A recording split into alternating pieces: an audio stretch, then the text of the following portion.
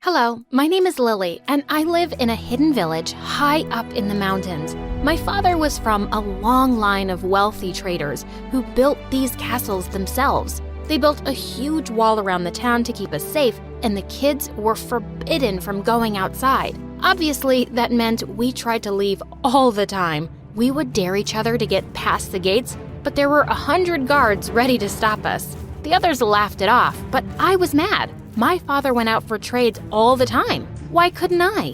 When I was 10, I sneaked into his bags before a trip, and I jumped out once the carriage left town. Woohoo! I'm outside with you, Papa! He screamed, and his guards almost jumped on me. Father made the carriage turn back, but he made a stop on the way and showed me a dark, chilly forest. This is the outside world, Lily. It's full of horrible monsters and bad people. As the future chiefess of our town, you have to be inside to be safe.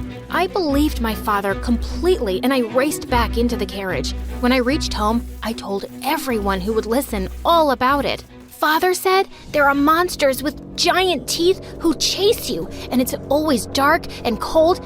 I'm never going outside again. Suddenly, I heard someone laughing at me. It was Arthur, the boy who delivered milk to the town every day. There are no such things as monsters. The chief is a liar. How dare you? Take that back. Nuh-uh. I live outside and I have never seen any monsters. And it's sunny all the time. You're a fool. Everyone laughed at me and I turned red with embarrassment. People started asking Arthur what he had seen, and he said there were towns way bigger than ours. There was even something called a school where hundreds of children got together to play games and learn skills. Hundreds of children?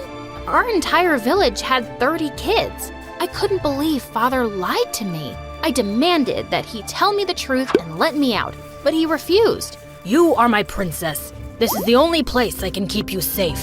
His control over me changed everything. Over the next few years, I stopped being the sweet Lily he used to know. I turned into a total troublemaker.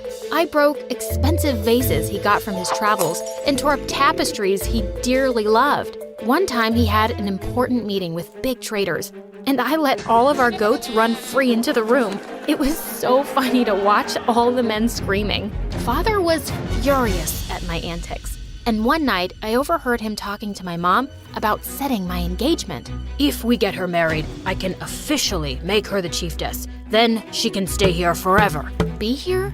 Forever? This was my nightmare. I knew that if I wanted to see the world outside these walls, I had to do something drastic.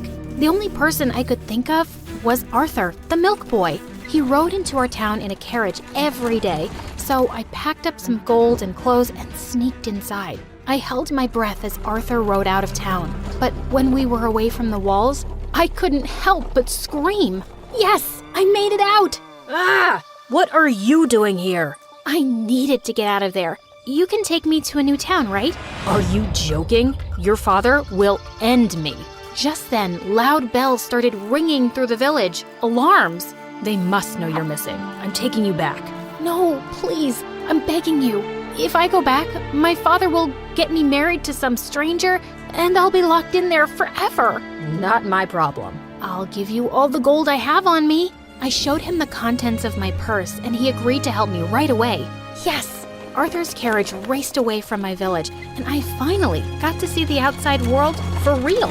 Yes, there were dark, scary forests, but they ended soon, and we reached a bright town that was bursting with people. Arthur tried to leave me in the middle of the crowded square, but I held on to him. No, you have to keep me with you. Not a chance. There's going to be guards looking for you all over. I gave you all the gold I had.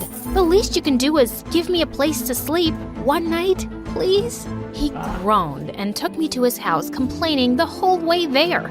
I got to meet Arthur's family, his mother and his little sister Gwen. When I told them the story of my escape, Gwen and his mother accepted me with open arms. I can't believe you've never been to school. You're much too young to be engaged. You can stay here until your father sees sense. Arthur protested, but the ladies shouted him down. They even had a secret basement to hide me in when the guards came to search everyone's houses. Even though they wanted to help me, living here was not easy. Even though I wore an elaborate disguise, Arthur's neighbors noticed I was new, and they were so nosy.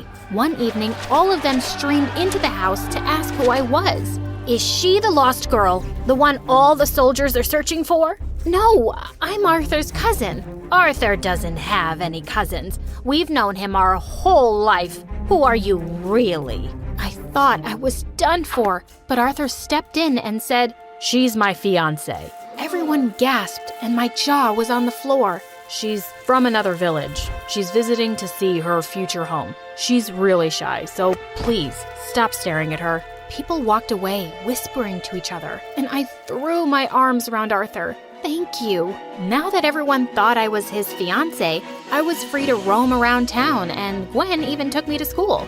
I got to play games I'd never even heard of, with more children than I'd ever seen in my life. I was just getting used to being here, when one day horses charged into town with my father's crest. I ran home and tried to get into the basement, but Arthur blocked the door. I'm so sorry, Lily. Sorry for what? Open the door. That was when my father marched right into the house and caught me. His men put me into his carriage and he thanked Arthur publicly. You must be rewarded for helping me find my daughter. From now on, you work for me, son. I will take care of your education and your family. Pack up your things and follow us. Thank you, Chief.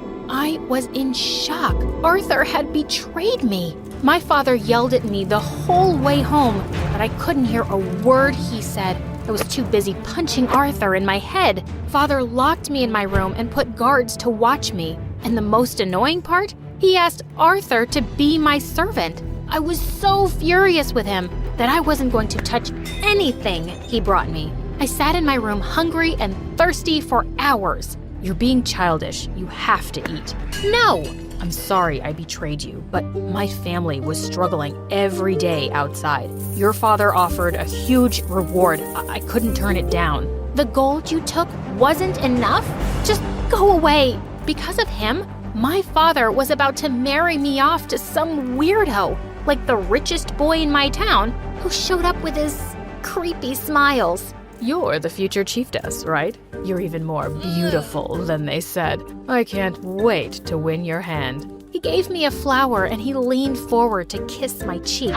Arthur pushed him away. Who kisses a lady like that? The guy who's going to marry her.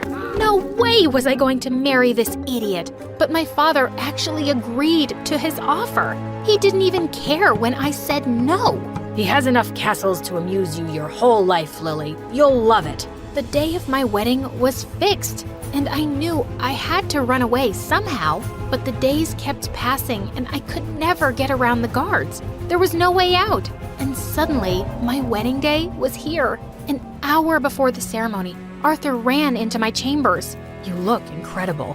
What do you want? I'm freaking out. You want to run away, right?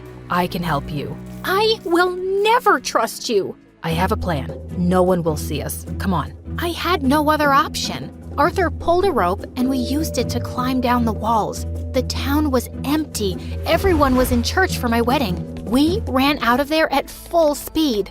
Arthur's family was waiting in his carriage too, and they hugged me tight as we rode off into the sunset.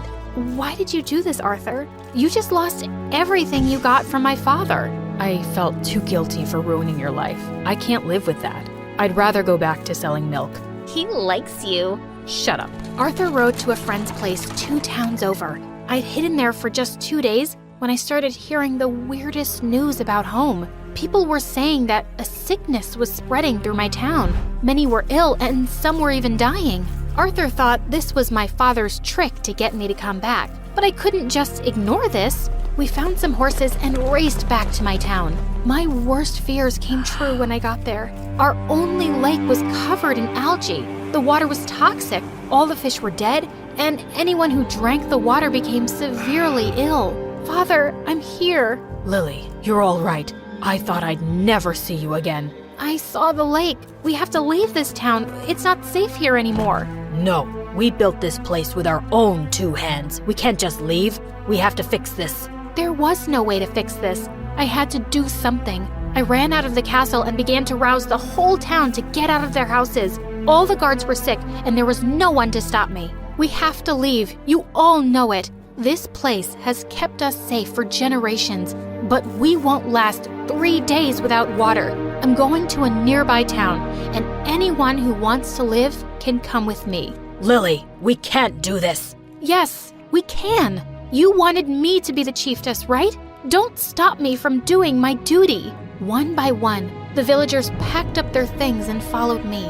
We all marched to Arthur's old town, and the people there were ready to help our weary and sick. Even though my father resisted, seeing his villagers healing melted his heart. He agreed to merge with this town, and we shifted our gold and our possessions over the next few months. It was the start of a new beginning for our people.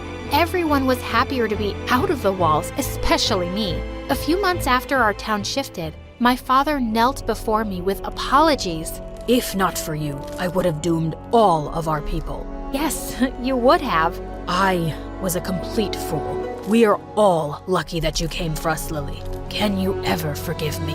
Only if you promise to trust me. Let me make my own decisions and my own mistakes, Father.